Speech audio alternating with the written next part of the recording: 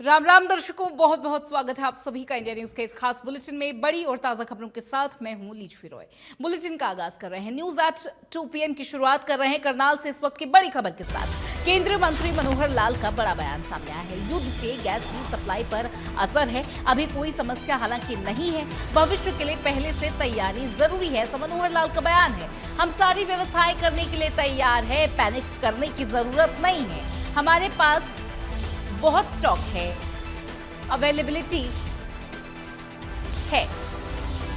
मनोहर लाल का ये बड़ा बयान निकल के सामने आ रहा है। आपको बता दें कि बड़ा बयान है। मिडिल ईस्ट की ये जो जंग है, जिसकी आग की लपटें लगातार प्रदेश की रसोइयों पर और हिंदुस्तान की रसोइयों पर पड़ रही है, ऐसे में आपको बता दें इन आग की लपटों का जो असर है वो कहीं ना कहीं लोगों को परेशान करेगा, लेकिन सभी तैयारियां कर ली गई है, ऐसा मनोहर लाल का बयान है। अभी कोई समस्या नहीं है, भविष्य के लिए पहले से तैयारी जरूरी है और हम सभी तैयारियां करेंगे, हम सारी व्यवस्थाएं करने के लिए तैयार हैं। मनोहर लाल ने एक बड़ा बयान दिया है। तो देखिए, मिडिल ईस्ट जंग की आग की लपटें लगातार प्रदेश की रसोइयों पर डाल रही है असर, लोगों की जेबों पर असर डाल रही है, जनता पैनिक बाइंग कर रही है। सिलेंडर्स की आपूर्ति, अवेलेबिलिटी को लेकर जो चिंता लोगों में है, उसको लेकर उन्होंने ये बड़ा बयान दिया। तो ये देख रहे हैं आप तस्वीरें टीवी स्क्रीन पर। कुछ देर पहले ही करनाल पहुंचे थे मनोहर लाल। केंद्रीय मंत्री मनोहर लाल जो है करनाल यहाँ पर पहुंचे और यहाँ उन्होंने मिडिल ईस्ट के जंग को लेकर एलपीजी सिलेंडर की बात कही। पहले तो आज श्री रामनवमी की बहुत बहुत सबको बधाई और शुभकामना।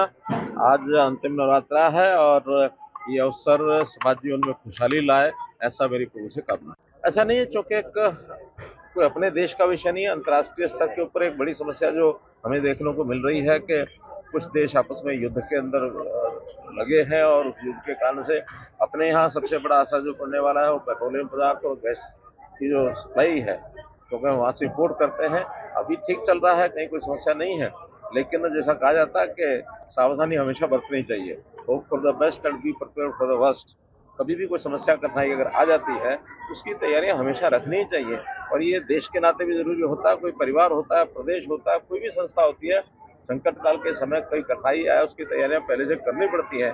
इसलिए भारत सरकार की ओर से हर प्रकार की तैयारी, हर प्रकार का हमारा अरेंजमेंट्स वो सब तैयार है। कल को कोई कठिनाई आती भी है तो हम आसानी से रास्ता निकाल ले जाएंगे, कहीं कोई दिक्कत नहीं है।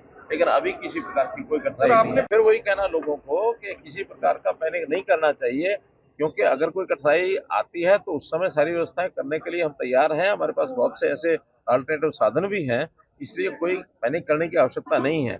हमें अपनी जिस प्रकार की परिस्थिति है उस हिसाब से आगे चलना है। अभी परिस्थितियां ठीक है, अनुकूल है, और आगे भी निकट भविष्य में सब हमारे पास बहुत अभी स्टॉक है हर चीज का, चाहे पेट्रोल हो, चाहे गैस हो, चाहे अन्य ऐसे पदार्थ हैं जो विदेशों से इंपोर्ट करते हैं।